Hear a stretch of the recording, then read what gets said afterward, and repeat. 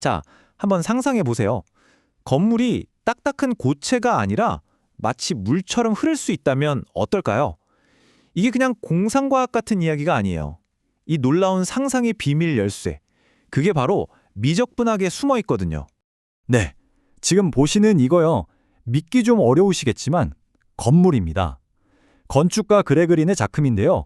꼭 무슨 살아있는 유기체처럼 꿈틀대는 것 같지만 명백히 사람이 사는 건축물이에요.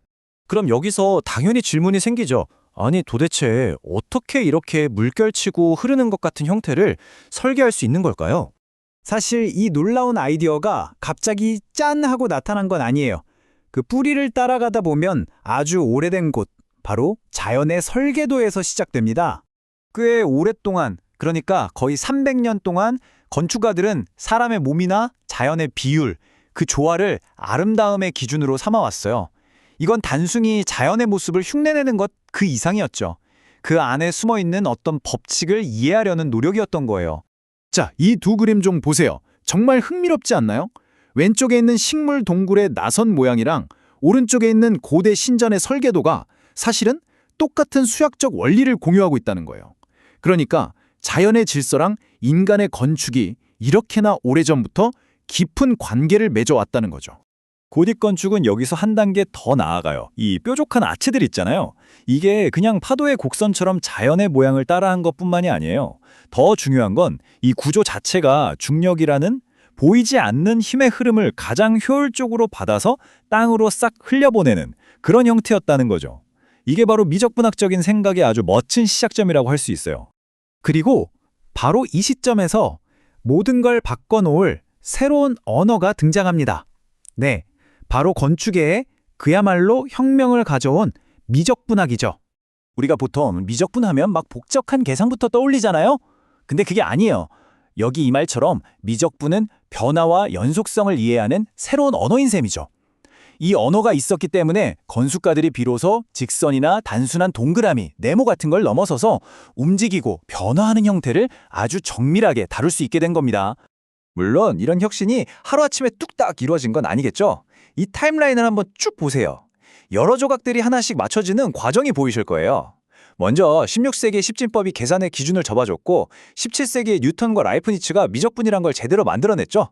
그리고 시간이 흘러 마침내 1990년대 디자이너의 손에 강력한 컴퓨터가 쥐어지면서 이 모든 것들이 하나로 합쳐질 수 있었던 겁니다.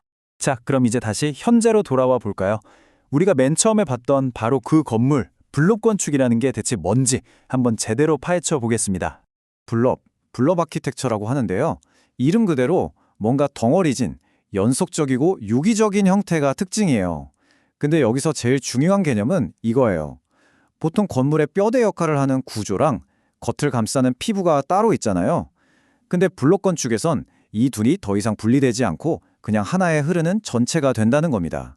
핵심 특징들을 좀 더 짚어볼게요. 첫째, 딱딱한 벽이 아니라 흐르는 듯한 표면으로 공간을 다시 정의해요. 둘째, 방금 말씀드린 것처럼 구조랑 껍데지가 하나로 합쳐지고요. 마지막으로, 이게 재밌는데 완전히 똑같은 걸 반복하는 게 아니라 미묘하게 다른 요소들을 계속 반복하면서 자연스러운 리듬감을 만들어내요. 이 모든 게 결국 자연의 성장 원리를 따라하는 알고리즘, 그리고 요즘의 디지털 소프트웨어가 있기에 가능한 거죠. 바로 이 이미지가 그 가능성을 정말 잘 보여주는 것 같아요. 보세요. 현대의 디지털 툴을 쓰면 고딕 아치 같은 오래된 아이디어를 가져와서요.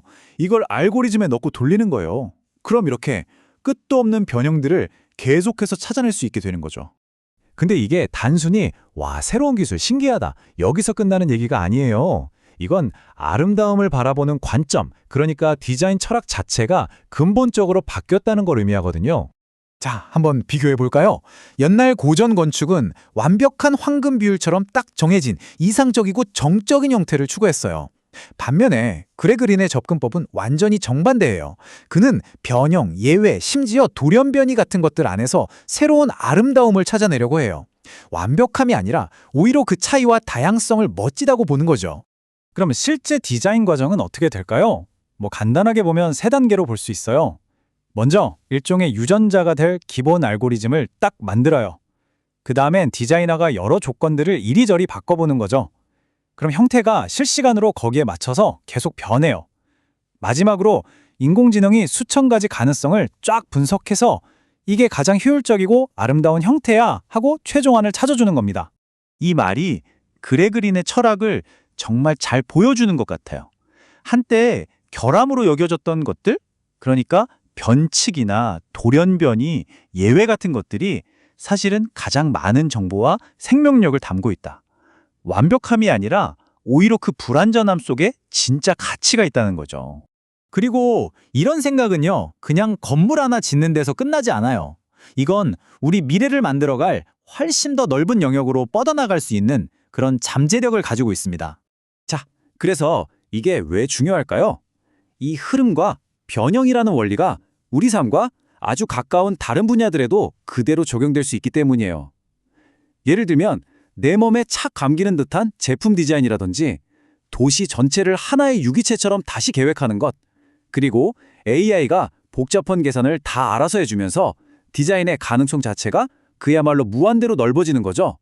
결국 이겁니다. 수학 방정식을 디자인 알고리즘으로 바꾸는 순간 컴퓨터는 정말 눈 깜짝할 사이에 수십만 개의 다른 디자인을 만들어내는 거예요. 수학이랑 현대 기술이 만나서 우리가 이전에는 상상도 못했던 수준의 창의력을 그야말로 폭발시키는 거죠. 자, 그럼 오늘 이야기를 마무리하면서 마지막 질문 하나 던져볼게요.